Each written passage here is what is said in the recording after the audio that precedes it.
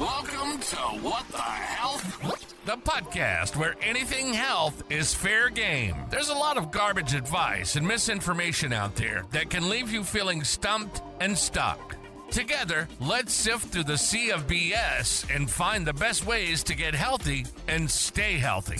Join the team as we tackle the trends and bust the myths about health and wellness. Here are your hosts, Dr. Dan Turo, Angela Turo, and Dr. Riley Brown. Welcome back, everyone. This is part 2 with our professional chef, Sofya Stearns. In that first part, we talked a lot about just your personal journey with some of the healing and some of what you experienced. But I love right at the end of that, we started getting into the, how you, well, not how, because we're going to talk about that right now, but some of the cooking that you got led into. So I can't wait to hear your story. But before I ask you about that, I just want to share, we got to participate in a class that you did for our referral network group. And we did it as a social event, and we came in, and what an amazing, just team social fun experience Team building. Was. Team building. Like, we had such a good time. And again, it's part of your referral networking group. Sometimes you don't know those people as well as, your family and friends, because they're acquaintances. But we had such a fun time. Of course, there was wine and amazing food, and you taught us some incredible recipes. One of them being I'm going to pronounce it wrong, bruschetta. Bruschetta. Yeah. See, I can't roll my R's. I've never been able to do that. You're trying. I think it's a genetic trait. I think, and I did not get it. But yeah.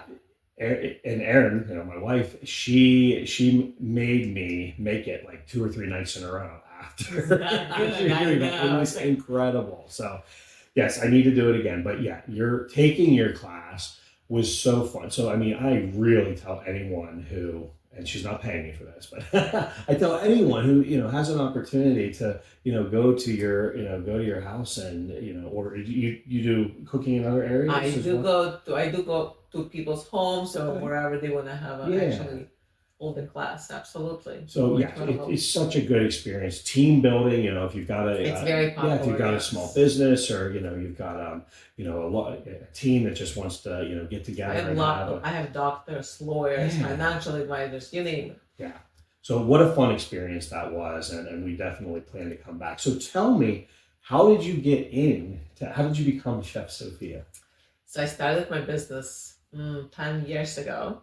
At that time, Isabella was only 4 years old. What a cute age, I know. A friend of mine, she said, why don't you do something similar to where Isabella goes? And Isabella was taking a art class and science classes from stay-home moms. And she said, maybe you should do the same thing, but with cooking, because every time we come to your house, the kids love baking or cooking with you. And they look forward coming to your house, and you're not afraid to make a mess, and they don't care if, you're not upset with them.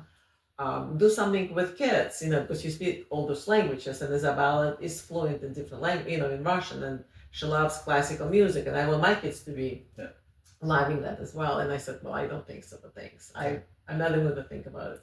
She said, well, think about it. Talk to these ladies who are stay-home moms as well, and they're doing something fun for the kids.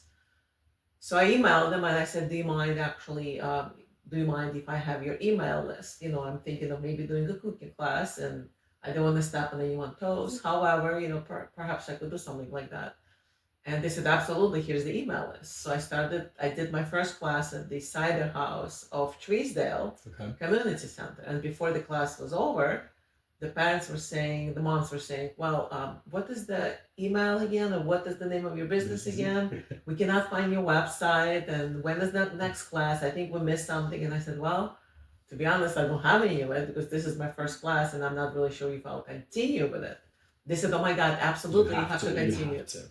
And that was it. What a great testimonial, right? It is. That's the best way, because I was contemplating. I knew exactly how to teach my child. Yes. But I wasn't sure how to teach other kids, right? I used to teach math in college for fun, to make extra money actually, but they were adults.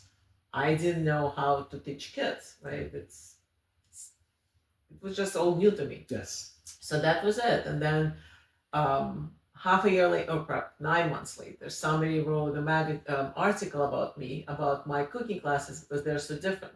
Because with each dish, I take kids on a virtual tour of the country of dishes origin. So if we make, for example, scones, I'll take them to England. Yes. If we make calzones, or a bruschettas, Yes. I will take them to Italy and I'll teach them Italian. I'll teach them the capital of Italy. We'll talk about landmarks, colors of the flag, and so on and so forth. Yeah. We always do dance because it's fun. Nice. And it's always, I always teach them a few words of that language.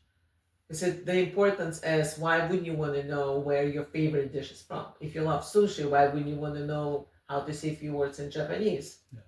Or to know the capital of Japan? And it's actually is from Japan. Yeah. So that was it. And then I started this, and then the parents started to say, well, what about us? We like food and we like wine. And I'm like, sure, I'll do that. So I did the first cooking class for adults. It was sold out within a day. And I think it was a sushi class in Agros. Who doesn't like sushi? And it's very intimidating. Yeah. However, once you know how to make it, it's easy and you can be creative with it. Yeah. And that was it. And then during COVID,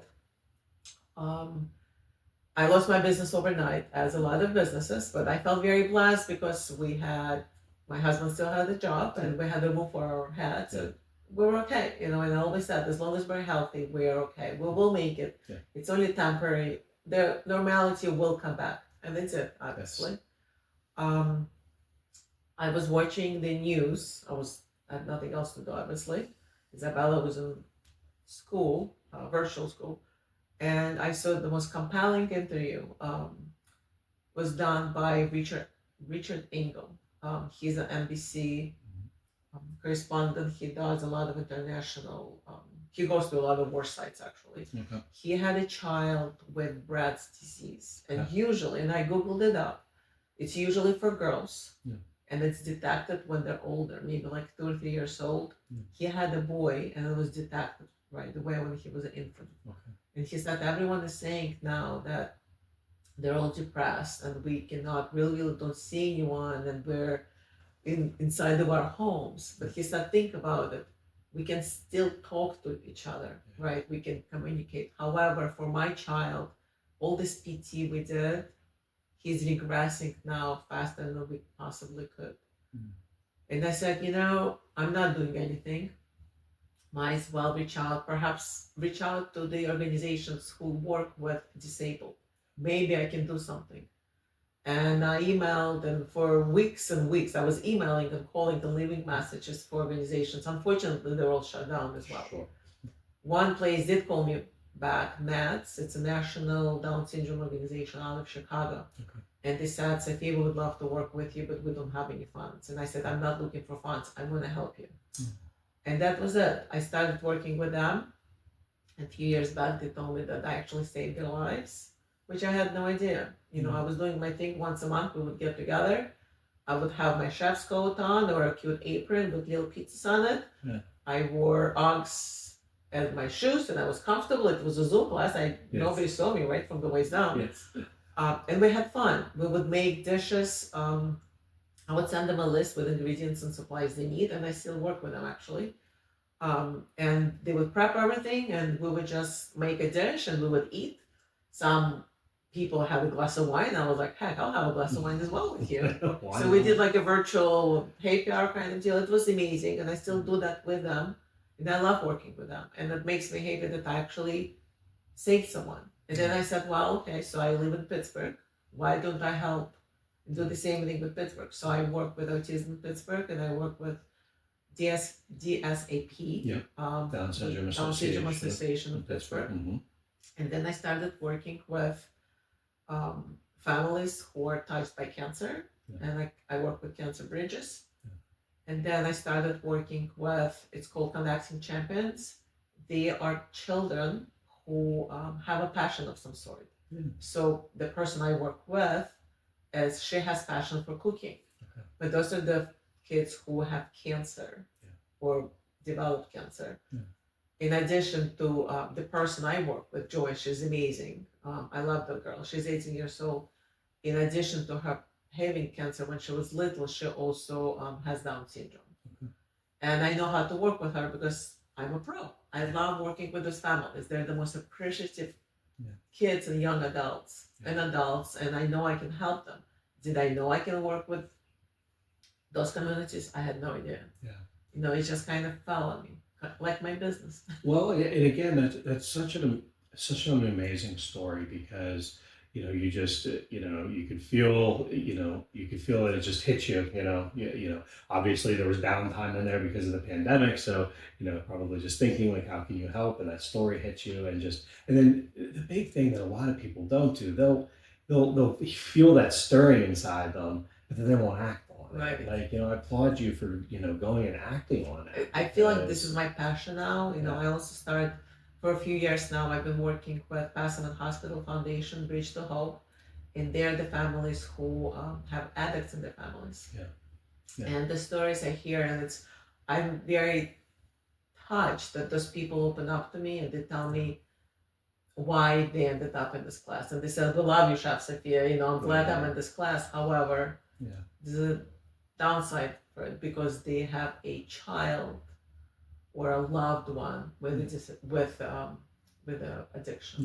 Which is really sad. Well, and so what's very inspiring to hear you talk about this is that so many times, and I see this in my practice, where someone will come in and they don't necessarily know what's going on with them, or they have a diagnosis.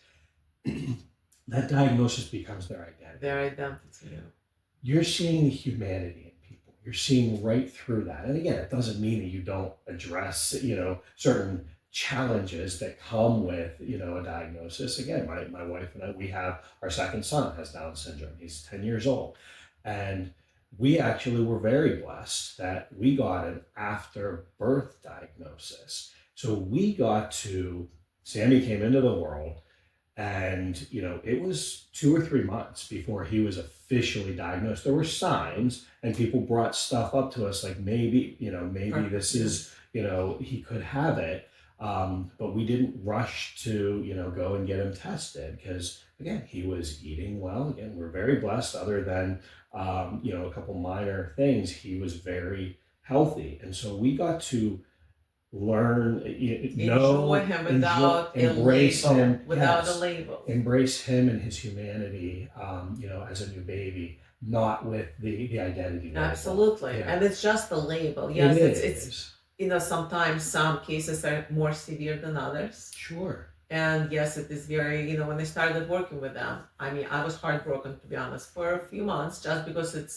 it's hard to see. Some of them, it's very hard to understand them. Some of them are hard to understand. Absolutely. But they're so amazing because they know that it's hard for me to understand them. So other people try to tell me what the person just said. Yeah. And at first I felt very uncomfortable and a little bit embarrassed that I was like, oh my God, I cannot understand what she or he's saying. However, it's okay. Yeah. And they understand that, and somebody else is going to help me. Yeah. And I love it. So they work as a team. Yeah. And we still have fun together. Yeah. Right? We always talk about, we always play different trivias, which are so much fun. Yeah. And to see them laugh and cracking up and drinking wine, like, what's wrong with that? It's amazing. And, I have to say that the parents are so appreciative. Yeah. Because they just enjoy it. They see their child or young adult or an adult have had so much fun doing this, right? Yeah. Why not? Absolutely. And it's all about having fun. Yeah. And life is too short, and we're all different, right? This child or an adult might have a Down syndrome or might have autism, but this is just what happened. Yeah. It's an extra chromosome for Down syndrome, or perhaps autism was by something else. You will have no idea. Yeah. So who are we to basically judge, to say that, this person is different than I am? Yeah, he's not different or she's not different. We're different because maybe I'm taller, maybe I'm whatever, but God gave me my height. You speak Russian, I don't. Exactly. Right? Exactly. You went to medical school, I had to drop out because I cannot see blood. However, we're all the same. We're here to be there for each other. And it's so important. And this is where, a year ago, I wrote a book basically to stop judging. Yeah. The book was written about families with only one child. Okay. And tell Talk to us about that a little bit more. So you have Isabella. How old is Isabella now? 14. 14. Yes, my oldest is 14, so I feel Great you're on age. that, right? Great age. Yes. This is where wine comes in handy. Yes. It took me forever to have my child, and I had a lot of mishaps and miscarriages and trips to the hospital. It was a very painful experience to basically do even. Once I was pregnant, it was easy, but it was very hard for me to get to that, being pregnant, to have a child. And once I had her, I was the happiest human being. I was 42, I was an older mom, I guess. But I couldn't wait. I couldn't believe that I finally had my little girl. Plus, I was blessed that I was able to have a girl and to name her after my grandmother. So that was amazing. But then all the judgment came in. People were saying that I'm selfish because I only have one child. Without knowing anything about you, because I didn't really share anything. And people would say, well, if Isabella dies, you're going to be childless. What if she needs a organ donor? You won't be able to provide her. It was just horrible. And so a few years back, I decided, to share. So through my cooking classes, I meet a lot of parents, and I have a handful of families with only one child. And they were kind enough to tell me their story, why they only have one child.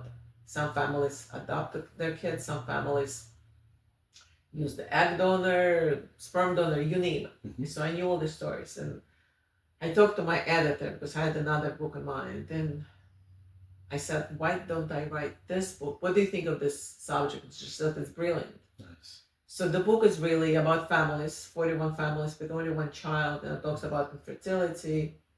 I'm one of them. IVF, adoption, you name it. Or a life choice. And the book is not really about what the human had to go through to have this child.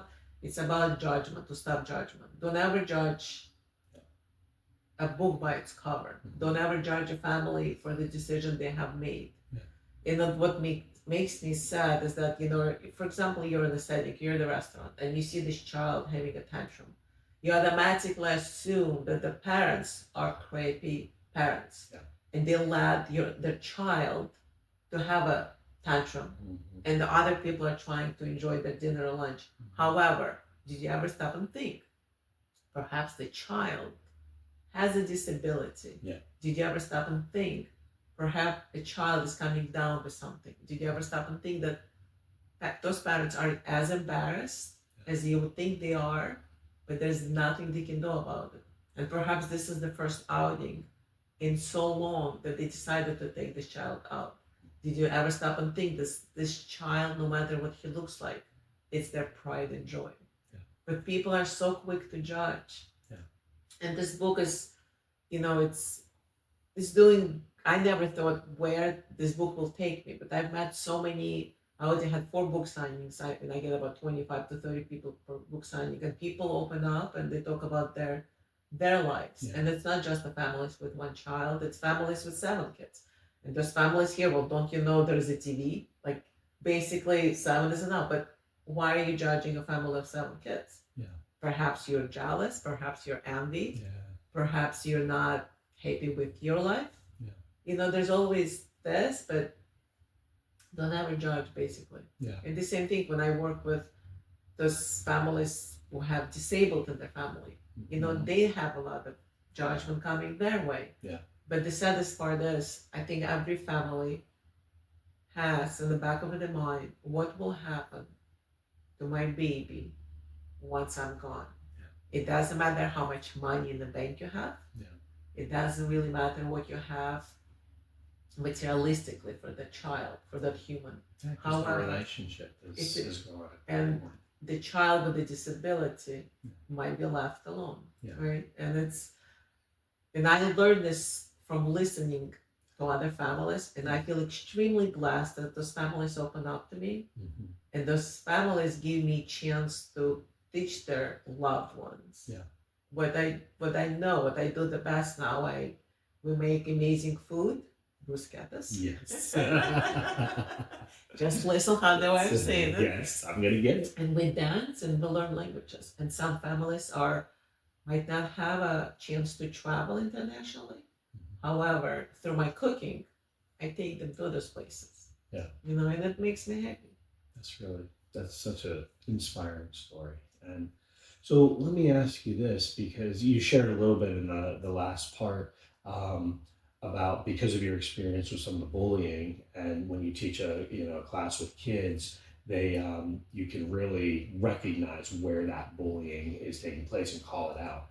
Do you feel the same way with the judgment? Are you able to recognize it because of your experience? Right away. Okay. Right away. Because even, talking, I was amazed by how many women opened up to me during the process of writing this book. And I was judged by the strangers. They were judged by the family members. Mm-hmm. And it was shocking to me that the family member can actually do this to another family member. Yeah.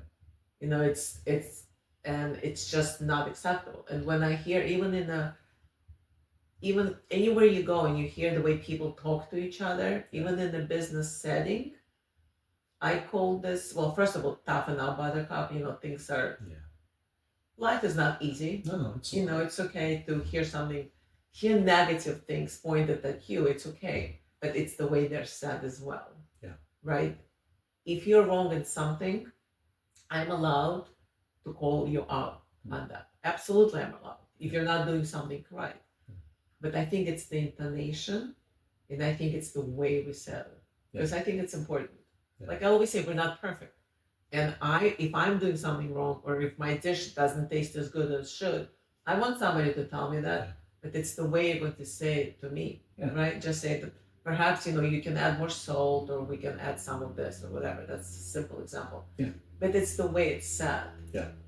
It's okay to judge someone, absolutely, right? But you have to know how to judge it. Yeah. And maybe judgment is a bad word, but you criticize, but it's okay to correct it. Yeah. It's absolutely okay. Yeah. But it's the way it's said. Constructive feedback. Yes. Instructive feedback. Yes. Not judgment. Yeah. Right. Yeah. Okay. It's only normal. Yeah. Well, I really appreciate you sharing, Chef Sofya. So remind us, where can we get a copy of your book? And Amazon. Okay. Yes. And it's called The One and Only, by faith or by choice. Excellent. And you buy it on Amazon. If you're local, I will deliver it to you, and I'll sign it personally. Yes. And then I like to I'd like to give 20% or 30% of my proceeds to an organization which I'll be choosing. Sometimes it's either infertility or Down syndrome, or whatever I choose. Well, and that's, again, it's such a beautiful, you're such a beautiful human being. And I'm so glad that you have that, that attitude, and maybe, again, probably partly born with it, partly, carved out through experience, but you're not afraid. You're not afraid to call people out on their bullshit. I'm bullshit. See, I always have to slip at least one in there, just to, I don't like to filter. I filter with kids when I work with kids. When I work with adults, I don't filter. There you go. Well, thank you. I think we're gonna pause it here, and then we're gonna come back and talk a little bit more about your pride and joy, Isabella, and her impact with you as her story as a dancer. Dancer, yes. Yep. So thank you for stopping. Check out the next one. You've been listening to another episode of What the Health? The podcast where anything health is fair game, with your hosts, Dr. Dan, Angela, and Dr. Riley. Brought to you by Churro Family Chiropractic. If you'd like to learn more about some of the resources mentioned on this show, or you have questions about something that was discussed, please reach out through our website at www.turofamilychiropractic.com. Remember to like and subscribe to What the Health Podcast to catch all the latest episodes and replay your favorites. Thank you for listening, and remember, we're always here to help when you find yourself saying, "What the hell?"